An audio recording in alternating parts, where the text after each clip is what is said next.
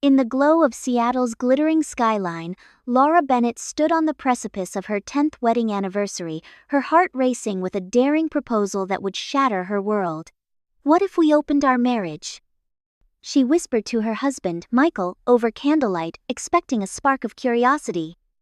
Instead, his eyes turned to ice, and in that moment, a single reckless suggestion unleashed a firestorm of betrayal, hidden cameras, and chilling threats that would tear their family apart.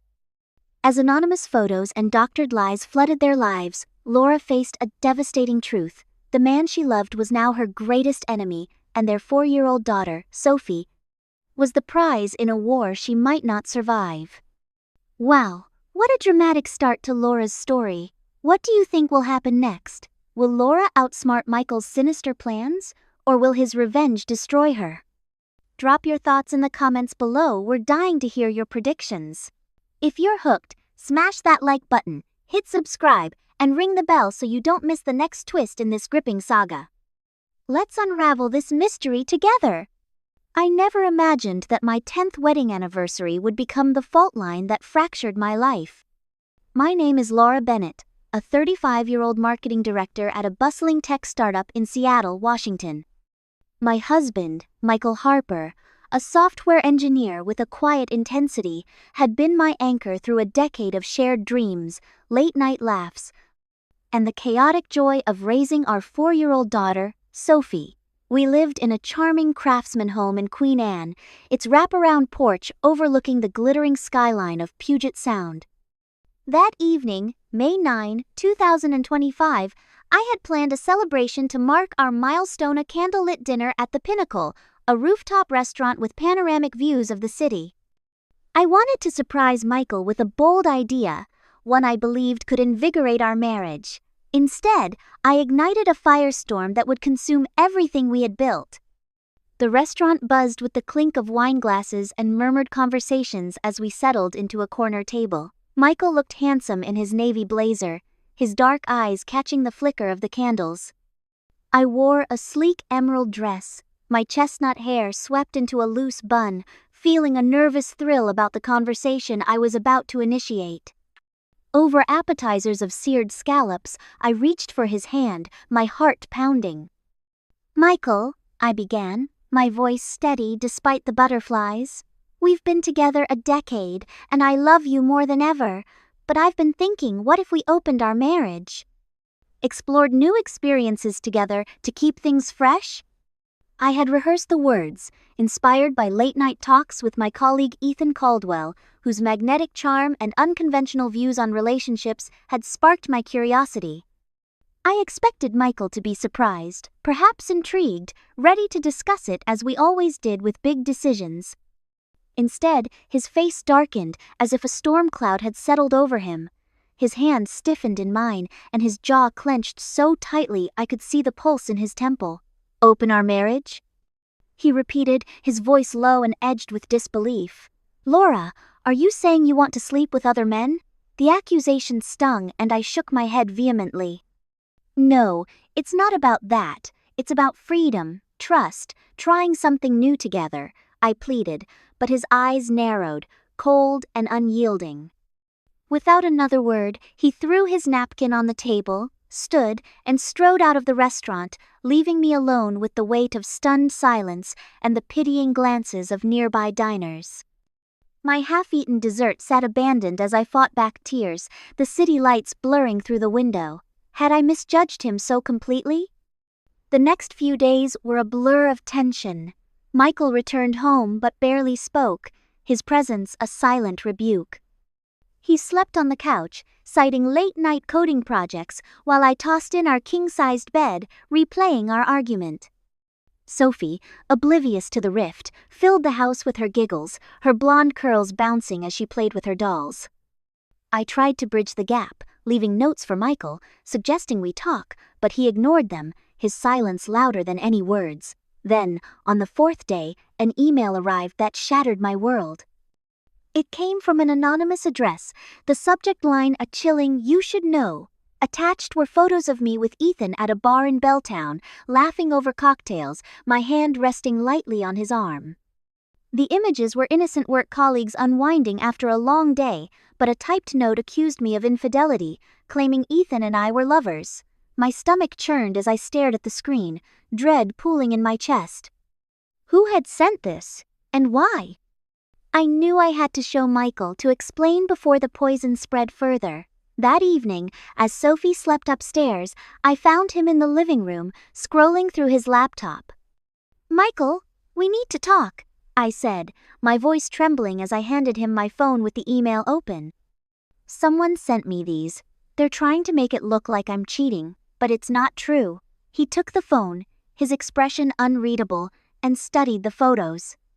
For a moment, I hoped he'd see the truth that Ethan was just a friend, a colleague who shared my creative energy. But then he reached into his jacket and pulled out a printed photo, slamming it onto the coffee table. It showed me and Ethan at a company gala, his arm around my waist, our faces close as we laughed.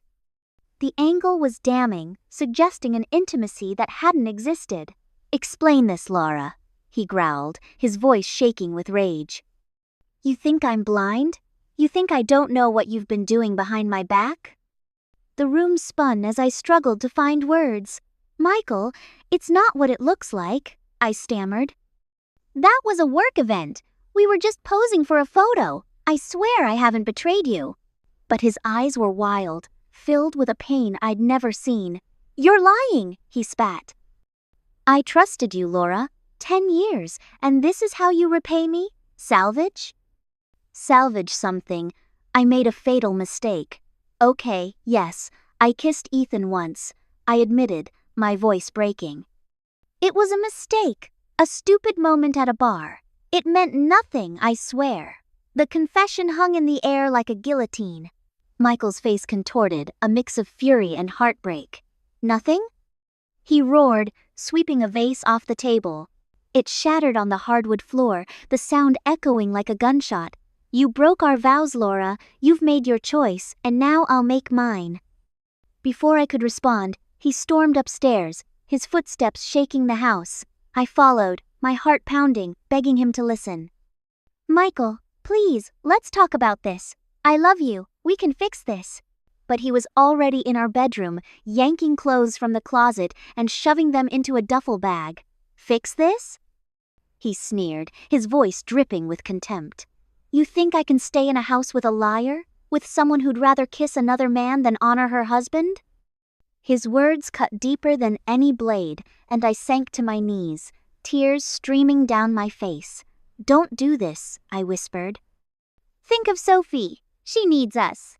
He paused, his hand on the zipper, and for a fleeting moment, I thought he might stay. But then he turned, his eyes cold as steel. "You should have thought of Sophie before you betrayed us," he said. "I'm done, Laura. Don't call me unless it's about her." He grabbed the bag and brushed past me, his shoulder knocking me aside. I stumbled, clutching the banister as he descended the stairs. The front door slammed, and the silence that followed was deafening. I slid to the floor, sobbing, the weight of his absence crushing me. Sophie's soft breathing from her room upstairs was the only sound, a reminder of the stakes I'd unwittingly raised. Who had sent those photos? How had Michael gotten that other image? The questions swirled, but one truth was clear. My impulsive suggestion, my moment of weakness with Ethan, had set something in motion I couldn't control. That night, I barely slept, haunted by Michael's words and the fear that I'd lost him forever. The next morning, I dropped Sophie at daycare, her innocent smile a dagger in my heart. At work, I confronted Ethan in the break room, my voice low but urgent. "Did you tell anyone about that kiss?" I demanded. He raised an eyebrow, his easy charm infuriating. "Laura, relax. It was just a moment. Why so paranoid?"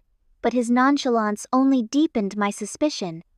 Someone was watching me, feeding Michael lies, and I had to find out who before my marriage collapsed entirely. As I left the office, my phone buzzed with a text from Michael. "Meet me at the Anchor Lounge tomorrow. Bring your friends." I want answers. The message was a command, not a request, and it sent a chill through me. What was he planning? And how far would he go to punish me for a mistake I could barely comprehend? The Anchor Lounge in downtown Seattle was a dimly lit haven of polished wood and velvet, its floor-to-ceiling windows framing the restless pulse of the city. It was here, a week after Michael's devastating departure from our Queen Anne home, that I faced the reckoning I had dreaded. His text had been unequivocal: meet him at 7 p.m. and bring my friends.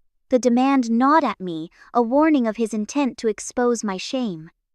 I was Laura Bennett, a 35-year-old marketing director, mother to our 4-year-old daughter, Sophie, and wife to Michael Harper, whose fury had turned our decade-long marriage into a battlefield. My impulsive suggestion to open our marriage, compounded by a fleeting kiss with my colleague Ethan Caldwell, had unleashed a storm I could barely comprehend. Now, as I stepped into the lounge, my heart pounded with the weight of what lay ahead. I had invited Rachel Nguyen, my closest colleague at the tech startup, and her husband, Tom, hoping their presence would diffuse the tension. Rachel, with her sharp wit and unwavering loyalty, had been my confidant through late-night brainstorming sessions. Tom, a jovial architect, had always treated me with warmth. We arrived early, securing a private booth in the corner, the city's neon glow casting shadows across our faces. I wore a tailored black blazer and skirt, my chestnut hair pulled back tightly as if armor could shield me from Michael's wrath. Rachel squeezed my hand under the table, whispering, "You've got this, Laura." Just be honest. But honesty felt like a trap when I didn't know who had sent those damning images of me laughing with Ethan at a bar and another, more incriminating, of us at a gala. His arm around my waist. Michael arrived precisely at 7 o'clock, his navy coat damp from the Seattle drizzle. His dark eyes scanned the room, locking onto me with an intensity that made my breath catch. He strode to our booth, his presence commanding, and slid into the seat opposite me, ignoring Rachel and Tom's tentative greetings. Without a word, he reached into his briefcase and produced a stack of printed photos, the same ones from the anonymous email, plus the gala image. He spread them across the table like evidence in a trial, his movements deliberate, almost theatrical. "Who is he, Laura?" he demanded, his voice low but laced with venom. "Tell me his name, or this ends here and now." The air grew thick, the lounge's ambient chatter fading as if the world had narrowed to this moment. I swallowed hard, my mouth dry. "Michael, please, let me explain," I began, but he cut me off, slamming his hand on the table. The photos trembled, and Rachel flinched. "No more lies," he said, his voice rising. "You kissed another man, you broke our vows. I want his name, and I want it now." The accusation hung heavy, and I felt the weight of Rachel and Tom's eyes on me. I had confided in Rachel about the kiss, a moment of weakness after too many cocktails, but I hadn't expected this public interrogation. Desperate to defuse the situation, I opened my mouth to speak, but Tom interjected, his voice unsteady. "It's Ethan Caldwell," he blurted, avoiding my gaze. "I saw them together at that bar. I'm sorry, Laura, but he needs to know." The betrayal stung, sharp and unexpected. "Tom, how could you?" I whispered, my voice breaking. Rachel shot him a furious look, but the damage was done. Michael's lips curled into a grim smile, not of triumph but of something darker: resolve, perhaps, or retribution. "Ethan Caldwell," he repeated, tasting the name. "So, this is the man you chose over me, over Sophie, over our family." His words were a blade, slicing through my defenses. "No, Michael, it was a mistake," I pleaded, tears welling. "I love you. I never meant to hurt you. Let's go home and talk. Just us." But he leaned forward, his voice dropping to a chilling whisper. "You want to live this fantasy, Laura? Fine, but I'll make sure you regret it. You have no idea what I'm capable of." The threat sent a shiver down my spine, and I realized this wasn't just about the kiss. Michael was planning something calculated, something that would unravel me completely. Before I could respond, he stood, tossing a manila envelope onto the table. "Open it," he said, his tone daring me to refuse. With trembling hands, I slid out a single sheet of private investigator's report, detailing my meetings with Ethan over the past month. lunches, happy hours, even a late-night coffee run. None were romantic, but the report painted a damning picture, each entry time-stamped and photographed. "You hired someone to follow me?" I gasped, my voice rising. "How could you violate my privacy like this?" Michael's eyes glinted with cold satisfaction. "You violated our marriage, Laura. I'm just leveling the playing field." Rachel, sensing the escalating tension, tried to intervene. "Michael, please, let's all calm down. Laura made a mistake, but she loves you. Can we talk this through?" But Michael ignored her, his focus solely on me. "You've been lying to me for weeks," he said. "But Ethan's not just a fling, is he? He's part of something bigger." He pulled out his phone, swiping to a recorded conversation, my voice, laughing with Ethan about modern relationships and freedom in marriage. The audio was distorted, taken out of context, but it sounded like I endorsed a lifestyle I barely understood. "You and your friends think you can redefine love," Michael said, his voice dripping with contempt. "Ethan proposed an open marriage, didn't he? And you were ready to drag me into it." The accusation hit like a thunderbolt. Ethan had indeed shared his views on non-monogamy, a philosophy embraced by a secretive clique at work. I had listened, intrigued but non-committal, never intending to act on it. But Michael's recording twisted my curiosity into complicity. "No, that's not true," I protested, my voice shaking. "I only suggested it to strengthen us, to explore together. I never agreed to anything with Ethan." But Michael's expression was unyielding, his belief in my betrayal absolute. He stood, gathering the photos and report. "You've made your bed, Laura," he said. "Now lie in it. I'll be in touch." He turned and left, the lounge door swinging shut behind him, leaving me reeling in the wreckage of his accusations. Rachel and Tom sat in stunned silence, their support crumbling under the weight of Michael's revelations. "Laura, why didn't you tell me it was this serious?" Rachel whispered, her eyes wide with concern. "I didn't know," I admitted, my voice barely audible. "I thought it was just a conversation, a mistake, but someone's feeding him lies, and I don't know who." As we left the lounge, the city's rain-soaked streets mirrored my turmoil. Back home, I tucked Sophie into bed, her innocent snores a stark contrast to the chaos in my heart. But as I turned off the light, I noticed something chilling, a faint red blink in the corner of the living room. A hidden camera, barely concealed behind a bookshelf. My blood ran cold. Michael wasn't just watching me through a private investigator. He was monitoring my every move inside our home. The discovery pushed me to the edge of paranoia. Had he planted more devices? Was he listening now? I tore through the house, checking vents, lamps, even the smoke detectors, but found nothing else. Exhausted, I collapsed on the couch, the weight of his threat echoing in my mind. "You have no idea what I'm capable of." Michael wasn't just hurt, he was orchestrating a campaign to dismantle my life. I needed answers, and I needed them fast. The next morning, I resolved to confront Ethan, to demand the truth about his role in this nightmare.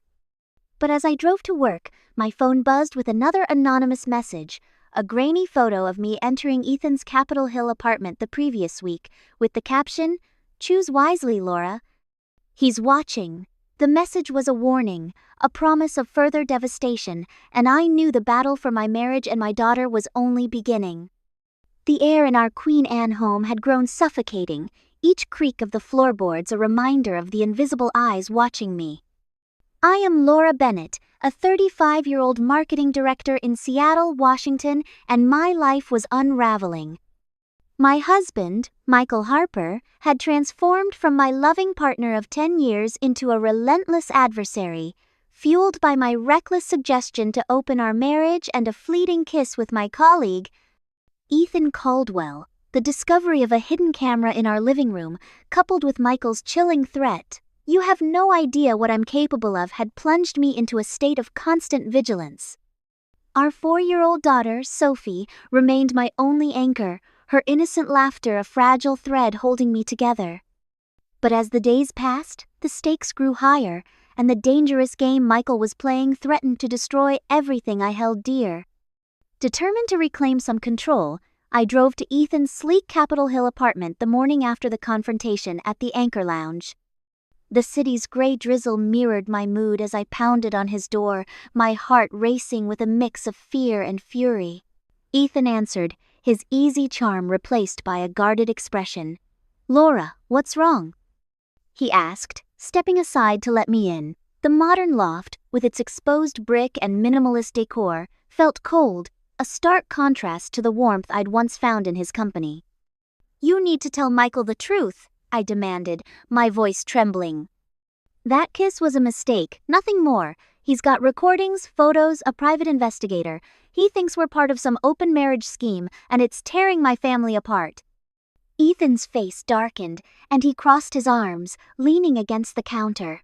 "Laura, you're in deeper than you think," he said, his tone low and deliberate. "That conversation we had about modern relationships? I recorded it, and I sent it to Michael." My blood ran cold, the room tilting as his words sank in. "You what?" I whispered, my voice barely audible. He stepped closer, his eyes glinting with a mix of regret and defiance. "I thought it would push you to join us, me, Rachel, and a few others at work. We live freely, Laura, no jealousy, no lies. But you backed out, and Michael got the wrong idea. I can fix this, but only if you commit to our way." The revelation was a gut punch. Ethan wasn't just a flirtatious colleague, he was a manipulator, orchestrating a betrayal that had shattered my marriage. "You're blackmailing me?" I asked, my voice rising. "You think I'll join your twisted group to save my family?" Ethan's expression hardened, and he pulled out his phone, playing a new audio clip. It was my voice, distorted and edited, saying, "Michael's too rigid, an open marriage could save us." The words were mine, but the context was a lie, crafted to paint me as the instigator. "If you don't play along," Ethan warned, "I'll leak this to your company, your friends, everyone. You'll lose everything." I stumbled back, my mind racing. Ethan's threat was a noose tightening around my neck, but I refused to be his pawn. "You're disgusting," I spat, storming out. As I drove home, my hands shook on the wheel, the weight of his ultimatum crushing me. I couldn't tell Michael not yet. He already believed the worst, and this would only fuel his vendetta. That night, as Sophie slept, I searched the house again, finding another camera hidden in a smoke detector. Michael's surveillance was relentless, a constant reminder that I was a prisoner in my own home. I smashed the device, my screams muffled by a pillow, but the act felt futile. He was always one step ahead. The next morning, Michael returned, his presence like a storm cloud. He moved back into the guest room, his silence more oppressive than any argument. He spoke only about Sophie, arranging her daycare pickup or bedtime routine with clinical precision. One evening, as I bathed Sophie, I caught him in her room, kneeling beside her bed. "Mommy's made mistakes, sweetheart," he whispered, his voice soft but laced with venom. "But I'll always protect you." The words were a dagger, a promise to turn my daughter against me. I froze, clutching Sophie's towel, unable to confront him without escalating the war. Desperate for answers, I met with Rachel Nguyen at a crowded Pike Place Market cafe, hoping she could shed light on Ethan's group. Rachel's face paled as I recounted the blackmail. "Laura, I warned you about Ethan," she said, her voice low. "He's got half the marketing team wrapped around his finger. They think they're liberated, but it's a cult." "I didn't know he recorded you." Her fear was palpable, and I realized Ethan's influence was far-reaching, a web I'd unwittingly stumbled into. "What do I do?" I asked, my voice breaking. Rachel hesitated, then whispered, "Get proof. Turn the tables. But be careful, Ethan's ruthless." Inspired, I contacted a private investigator, Claire Donovan, recommended by a former colleague. Claire, a no-nonsense woman with a knack for discretion, agreed to dig into Ethan's activities, but warned it would take time and cost $10,000 up front. I drained my personal savings, a risky move, but I had no choice. Days later, Michael escalated his assault. He confronted me in our kitchen, waving a USB drive like a weapon. "This has everything, Laura," he said, his voice icy. Your meetings with Ethan, your lies, your betrayal. Sign the divorce papers or I'll send this to your boss, Sophie's school, everyone. The threat was a death knell, but I saw a flicker of desperation in his eyes. He wanted me to break, to surrender Sophie and our life together. I won't sign, I said, my voice steady despite the terror. You're wrong about me, Michael. I'll fight for Sophie, for us. His face twisted and he leaned in, his breath hot against my ear. You think you can outsmart me? I've already won. He stormed out, leaving the USB drive on the counter, a taunt. I plugged it into my laptop, my hands trembling, and found hours of surveillance footage me at work, at coffee shops, even in our backyard. But one file stood out, a doctored video of me and Ethan in a hotel lobby, our heads close, as if conspiring. It was a lie, a fabrication, but it could ruin me. The discovery pushed me to a breaking point. I called Claire, urging her to hurry, and installed a nanny cam in my office, hoping to catch Ethan's next move. But Michael's tactics grew darker. One night, I woke to find him standing in the hallway, staring at me through the dark. You're digging your own grave, Laura, he said, his voice a chilling monotone. Keep pushing, and Sophie will pay the price. The threat against our daughter was a new low, and I realized Michael wasn't just seeking divorce, he was orchestrating my complete destruction. The next day, Claire called with a lead. Ethan had a history of workplace manipulation, with 2 prior lawsuits settled out of court for $500,000 each. She'd also uncovered encrypted files on his laptop, possibly containing more recordings. I need a week to crack them, she said. But Laura, Michael's been meeting with a lawyer. He's planning something big, maybe, a custody grab. The news was a gut punch. Michael wasn't just collecting evidence, he was building a case to frame me as an unfit mother, using Ethan's lies as ammunition. As I tucked Sophie into bed that night, her tiny hand clutching mine, I vowed to fight back. Michael's surveillance, Ethan's blackmail, and the anonymous photos were pieces of a larger puzzle, and I was done being a victim. But the game was dangerous, and the cost of failure was unimaginable. With Claire's help, I began recording every interaction, hiding my own cameras in the house, turning Michael's tactics against him.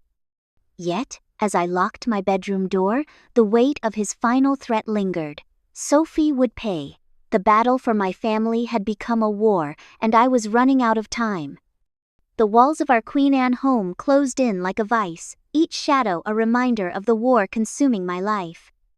I am Laura Bennett, a 35-year-old marketing director in Seattle, Washington, fighting to save my family from the wreckage of my own mistakes. My suggestion to open our marriage, compounded by a fleeting kiss with my colleague Ethan Caldwell, had ignited a firestorm with my husband, Michael Harper. His relentless surveillance, hidden cameras, doctored videos, and threats against our 4-year-old daughter, Sophie, had turned our home into a battlefield. Ethan's blackmail, threatening to leak manipulated recordings, tightened the noose. Yet, with the help of private investigator Claire Donovan, I was fighting back, planting my own cameras and gathering evidence. But the deeper I dug, the more treacherous the game became, and a shocking twist would push me to the edge of despair. Desperate to protect Sophie, I met with my lawyer, Olivia Grant, at her sleek office in downtown Seattle. Olivia, a sharp-witted attorney with a reputation for winning custody battles, reviewed Claire's findings, Ethan's history of workplace manipulation, and Michael's escalating surveillance. Laura, Michael's building a case to paint you as an unfit mother, she warned, her voice steady but grave. His evidence, those videos, the audio could sway a judge. If he proves neglect or infidelity, you could lose Sophie and face $20,000 a month in child support. The figure was staggering, a financial guillotine that would cripple me. What can I do? I asked, my hands trembling. Olivia leaned forward, her eyes intense. Counterattack. Accuse him of emotional abuse. His cameras, his threats, their harassment. We'll demand mediation and buy time, but you need hard proof and fast. Inspired, I doubled down on Claire's investigation. authorizing an additional $15,000 to hack Ethan's encrypted files. But Michael struck first, escalating the war to a public arena. One morning, I arrived at my tech startup to find an email from the board, an emergency meeting, effective immediately. In the glass-walled conference room, the CEO, Diana Voss, confronted me with a bombshell. Michael had leaked Ethan's manipulated audio to the board, accusing him of violating workplace ethics by promoting an open relationship culture. The audio, with my voice praising non-monogamy, was damning. Even if out of context. "Laura, you're suspended pending investigation," Diana said, her tone icy. "Ethan's been terminated, we can't risk a scandal."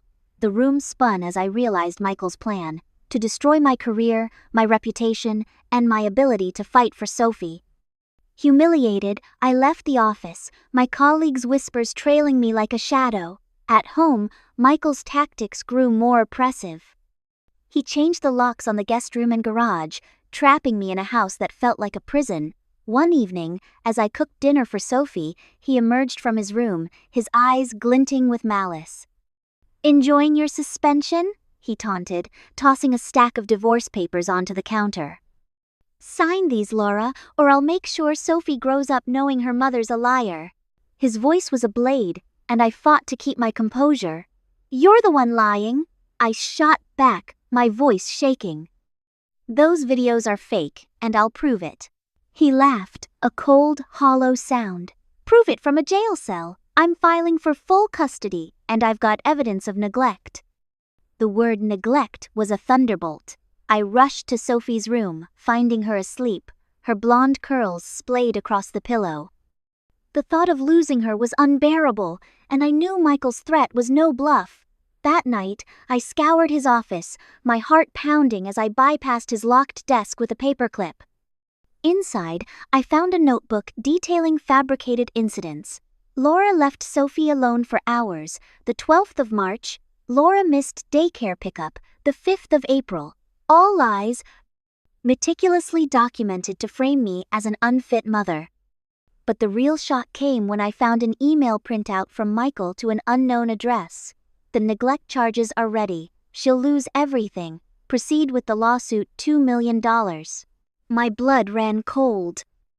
Michael wasn't just seeking custody, he was planning to sue my company, claiming their negligence enabled my affair and destroyed our family. The discovery was a call to arms, but Ethan's next move tightened the screws. He texted me a cryptic message. "Meet me at Gasworks Park, midnight. Come alone, or the recordings go viral." Terrified but resolute, I arrived at the deserted park, the rusted machinery looming like ghosts under the moonlight. Ethan stood by the waterfront, his silhouette stark against the city skyline. "You've been digging," he said, his voice low and menacing. "Claire's good, but she's not fast enough. Join us, Laura, or I'll send every file to Michael, your board, even Sophie's daycare." He held up a USB drive, taunting me with its contents. "This has you begging me for an open marriage. Imagine what Michael will do with it." I lunged for the drive, but Ethan sidestepped, grabbing my wrist. "Don't test me," he hissed. "You're in too deep to walk away." Panic surged, but I twisted free, my voice steady despite the fear. "You're a coward, Ethan. I'll bury you before I let you ruin my daughter's life." I fled, his laughter echoing behind me. Back home, I installed more hidden cameras, one in the kitchen, another in Sophie's room, determined to catch Michael's next move, but his behavior grew erratic. One night, I woke to find him in the living room, staring at the nanny cam I'd planted, a smirk on his face. "Nice try, Laura," he said, unplugging it. "But you're playing my game now." The tension was unbearable, each day a tightrope walk. Claire called with a breakthrough. She'd cracked Ethan's files, uncovering a network of recordings implicating half the marketing team in his open lifestyle. "But there's more," she said, her voice tense. "Michael's been meeting with a lawyer named Victor Hayes. They're drafting a neglect case, and they've got a witness, Rachel Nguyen. The betrayal was a knife to the heart. Rachel, my closest friend, had turned against me, likely coerced by Ethan or Michael. I confronted her at her Fremont apartment, my voice shaking with rage. "How could you lie about me?" I demanded. Rachel's eyes filled with tears. "They threatened my job, Laura. Ethan said he'd ruin us all. I'm sorry." Her apology was hollow, but it confirmed the depth of the conspiracy against me. With mediation looming, Olivia prepared a counterattack, filing charges of emotional abuse against Michael for his surveillance and threats. But the sessions were a disaster. Michael sat across from me in the sterile conference room, his face a mask of contempt, repeating, "I won't stay married to a traitor." The mediator, a stern woman named Ellen Brooks, pushed for reconciliation, but Michael's accusations neglect, infidelity, instability cut deep. I fought back, presenting Claire's evidence of his cameras, but he dismissed it as self-defense. The stalemate left me drained, my hope dwindling. Then came the shocking twist. Late one night, I overheard Michael on the phone in the garage, his voice low but clear. "She's breaking, Victor. The neglect charges will seal it. Once I've got Sophie, I'll file the lawsuit. The company's negligence let her cheat $2 million, minimum." My heart stopped. Michael wasn't just framing me for custody, he was orchestrating a financial coup, using my suspension to bolster his case. But the final blow came when he added, "If she fights back, leak the hospital records. She'll crumble." Hospital records? I had no history of mental health issues, but the threat suggested a fabrication so insidious it could destroy my credibility. I stole Michael's laptop that night, hacking his password with a guess Sophie's birthday. Inside, I found a forged psychiatric report, dated 2 years prior, claiming I'd been hospitalized for severe anxiety and neglectful behavior. It was a lie, but convincing, with a doctor's signature I didn't recognize. Michael's plan was clear: discredit me, win Sophie, and bankrupt my company. With Claire's help, I sent the laptop to a forensic analyst, praying for proof of tampering. But as dawn broke, Michael's car was gone, and a note on the counter read, "You're out of moves, Laura. Surrender or Sophie pays." The war had reached its zenith, and I was one step from losing everything. The King County Courthouse loomed over Seattle's skyline, its austere facade a fitting stage for the final act of my war with Michael Harper. I am Laura Bennett, a 35-year-old marketing director whose life had been torn apart by a reckless suggestion to open our marriage and a fleeting kiss with my colleague Ethan Caldwell. Michael's relentless campaign, hidden cameras, forged documents, and threats against our 4-year-old daughter, Sophie, had pushed me to the brink. Ethan's blackmail and my suspension from my tech startup had deepened the betrayal, but with the help of my lawyer, Olivia Grant, and private investigator, Claire Donovan, I had fought back, uncovering Michael's plan to frame me as an unfit mother and sue my company for $2 million. As I stepped into the courtroom on a rain-soaked morning in June 2025, I knew this battle would determine my future with Sophie and whether I could escape Michael's vengeance. The courtroom was a cavern of polished wood and hushed whispers, the air thick with anticipation. I wore a tailored navy suit, my chestnut hair pulled into a tight bun, projecting a strength I barely felt. Sophie was with my sister in Belltown, her absence a hollow ache in my chest. Olivia sat beside me, her calm demeanor a lifeline as we faced Michael and his lawyer Victor Hayes across the aisle. Michael's dark eyes met mine, glinting with a mix of fury and confidence, as if he held the winning hand. The gallery was sparse, but I noticed Rachel Nguyen, my former friend turned traitor, sitting in the back, her face pale with guilt. The sight fueled my resolve. I would not let their lies steal my daughter. Judge Patricia Langston, a stern woman with a reputation for fairness, called the session to order. Michael's case went first, and Victor painted a devastating portrait. "Laura Bennett is an unfit mother," he declared, presenting Claire's surveillance footage, now twisted to show me leaving Sophie alone for hours. He played Ethan's manipulated audio, my voice seemingly endorsing infidelity, and introduced the forged psychiatric report claiming I'd been hospitalized for severe anxiety and neglectful behavior. The lies were meticulous, each piece designed to dismantle my credibility. Michael took the stand, his voice trembling with feigned pain. "I loved Laura," he said, tears in his eyes, "but her affairs and neglect endangered our daughter. I seek full custody and $25,000 monthly child support to ensure Sophie's safety." The courtroom murmured, and I felt the weight of their judgment, my heart pounding as Olivia squeezed my hand. When Victor rested, Olivia rose, her presence commanding. "Your Honor, the evidence against my client is a fabrication," she began, her voice steady. She called Claire Donovan to the stand, whose testimony was a turning point. Claire detailed her investigation, revealing Ethan's history of workplace manipulation and the encrypted files exposing his blackmail network. "These recordings were edited," she stated, presenting forensic analysis that proved the audio's distortion. She then unveiled Michael's notebook, recovered from his laptop, documenting fabricated neglect incidents. "Mr. Harper orchestrated a smear campaign," Claire said, "including a forged psychiatric report. We have proof the signature belongs to a disbarred doctor paid $50,000 by Mr. Harper." The courtroom gasped, and Michael's face drained of color, his confidence crumbling. Olivia's next move was a masterstroke. She introduced footage from my hidden cameras, showing Michael planting false evidence and threatening Sophie's safety. "This man is not a protector," Olivia argued, "but a manipulator who endangered his own child to punish his wife." She presented Rachel Nguyen's affidavit, secured under pressure, admitting she'd lied about my neglect under Ethan's coercion.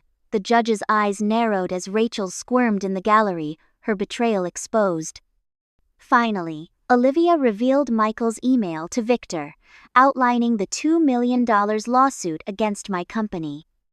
"Mr. Harper sought to profit from his wife's pain," she concluded, "and his lies constitute perjury." Michael's rebuttal was weak, his voice faltering as he claimed the evidence was misinterpreted. But Judge Langston's expression was unforgiving. After a tense recess, she delivered her ruling. "Mr. Harper, your actions are a disgrace," she said, her voice cutting through the silence. "The evidence proves you fabricated charges to defraud this court and your wife's employer. I find you in contempt and refer your perjury to the district attorney for prosecution." The gavel struck, and Michael slumped, defeated. "I grant primary custody of Sophie Bennett to Laura Bennett," she continued, "with supervised visitation for Mr. Harper at Miss Bennett's discretion. Miss Bennett is awarded $15,000 monthly alimony for 5 years, and the marital assets $1.8 million in savings and investments will be divided equally. Mr. Harper will vacate the Queen Anne residence within 48 hours. The victory was seismic, but the courtroom's air felt heavy with unresolved pain. As Michael was escorted out, he turned to me, his eyes blazing. "You think this is over, Laura?" he hissed. "I'll make sure Sophie knows the truth about her mother. You'll never be free." His words were a poison dart, and the onlooker's stares burned as I wiped tears from my face. Olivia guided me out, but the triumph was hollow.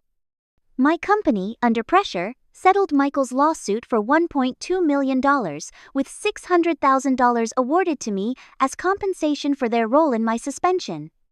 The funds secured Sophie's future, but the cost was my trust in those around me. That evening, I packed our belongings, preparing to move to a sleek Belltown condo with Sophie. The Queen Anne house, once a symbol of our love, was tainted by Michael's betrayal.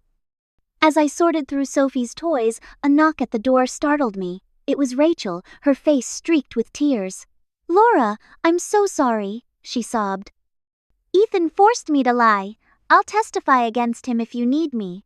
Her remorse was genuine, but I couldn't forgive her. "You chose him over me," I said, my voice cold. "Stay away from us," she nodded, retreating into the rain, a ghost of the friend I'd lost. Sophie's laughter filled the new condo the next day, a balm for my wounds, but Michael's final threat lingered, a shadow I couldn't shake. Claire called with an update. Michael had fled Seattle, possibly to avoid perjury charges, but his whereabouts were unknown. "He's not done, Laura," she warned. I found a burner phone in his office with texts to an unknown contact. She won't see it coming. Stay vigilant. The news was a jolt, and I installed security systems in the condo, my paranoia reborn.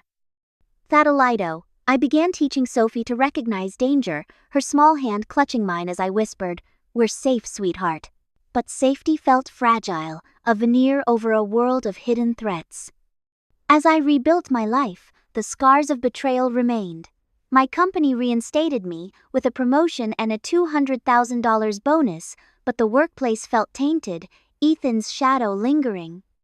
I focused on Sophie, enrolling her in art classes, her drawings a burst of color in our new home. Yet, each night, I checked the locks, haunted by Michael's promise. The $600,000 settlement funded a trust for Sophie, ensuring her education, but no amount could mend the trust he'd shattered. I considered dating again, but the thought was a wound love had betrayed me once, and I wasn't ready to bleed again.